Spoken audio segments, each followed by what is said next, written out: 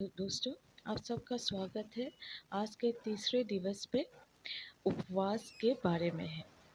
आज का विषय है उपवास का अर्थ और ये वीडियो इसका भाग 1 है। अब्दुल वहाब के अनुसार उपवास एक प्रतीक है। उपवास लोभ के प्रति आत्मनियंत्रण का महत्व रेखांकित करता है और याद दिलाता है कि जिस तरह एक व्यक्ति अपनी भूख पर नियंत्रण रख सकता है, उसी तरह उसे अपने लोभ और अपनी इच्छाओं पर भी नियंत्रण रखना चाहिए।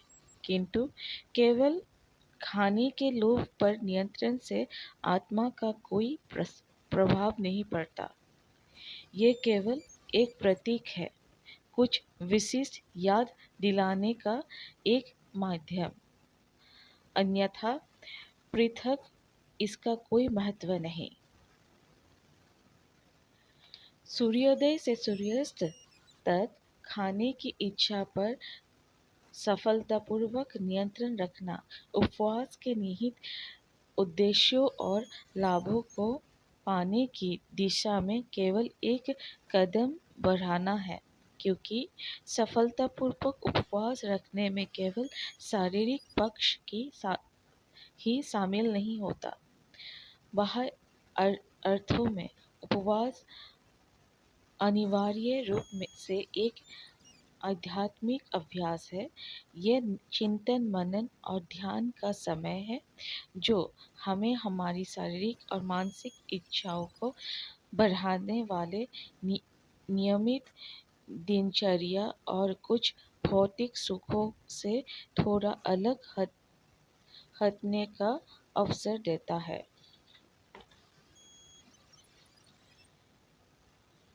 उपवास वो भौतिक पक्ष हमारी आध्यात्मिक अनासक्ति का एक प्रतीक है। भौतिक उपवास केवल भोजन ग्रहण करने पर नियंत्रण लगाता है, यानी एक भौतिक अनासक्ति। इससे कहीं अधिक बड़ी अनासक्ति है आध्यात्मिक उपवास।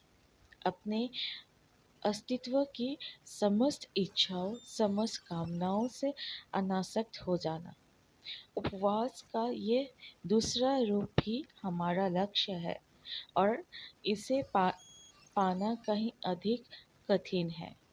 किंतु भौतिक उपवास हमें इसी लक्ष्य की याद दिलाता है और वास्तविक अनासक्ति की राह पर आगे बढ़ने में हमारी मदद करता है।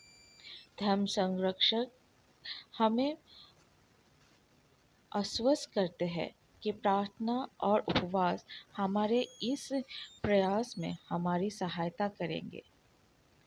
उन्होंने कहा है कि आत्मा के लिए प्रेरक का काम करता है, उसे शुद्ध, पावन और सुदृढ़ सबल बनाता है और इस प्रकार इसका क्रमिक उन्नयन सुनिश्चित करते हैं।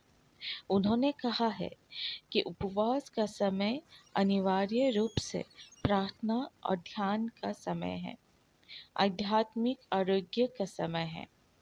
ये वो नहीं ये वे ये नहीं कहते कि ये भूखे रहने का समय है, इसलिए इस दौरान सुयोगवश भूखे रहने का उतना महत्व नहीं है। उपवास का महत्व और उद्देश्य मूल रूप से आध्यात्मिक है।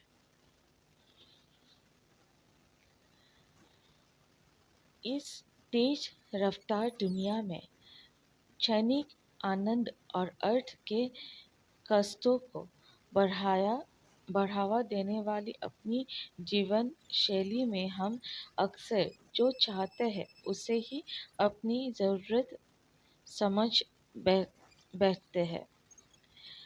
उपवास के दौरान अपनी आध्यात्मिक यात्रा से गुजरते हुए हमें इन कुछ मूलभूत अंतरों पर चिंतन मनन करना चाहिए। इस प्रकार उपवास के दौरान के दो महत्वपूर्ण लक्ष्य हैं। पहला, आध्यात्मिक हित के लिए जरूरी जरूरी बातों पर चिंतन मनन करना। दूसरा, आध्यात्मिक हित को नुकसान नुकसान पहुंचाने वाले अथवा उनमें कोई योगदान न करने वाले मानसिक या शारीरिक अभ्यासों या ज़रूरतों को महत्व न देकर स्वयं को उनसे निर्लिप्त कर लेना। निर्लिप्तता या अनासक्ति हमें कम से कम आत्मकेंद्रित तथा अपनी आध्यात्मिक रुचि और उद्देश्यों के प्रति अधिक से अधिक सचेत बनाते हैं। अधिक से अधिक निर्लिप्तता प्राप्त करना एक अनवरत आध्यात्मिक यात्रा है जिस पर हम जीवन भर चलने का प्रयास करते हैं। इससे हमें आध्यात्मिक और मानसिक शांति मिलती है तथा ईश्वर में पहले से अधिक विश्वास, भरोसे और उनसे गहन संपर्क के मध्य माध्यम से आंतरिक संतुलन की प्राप्ति होती है।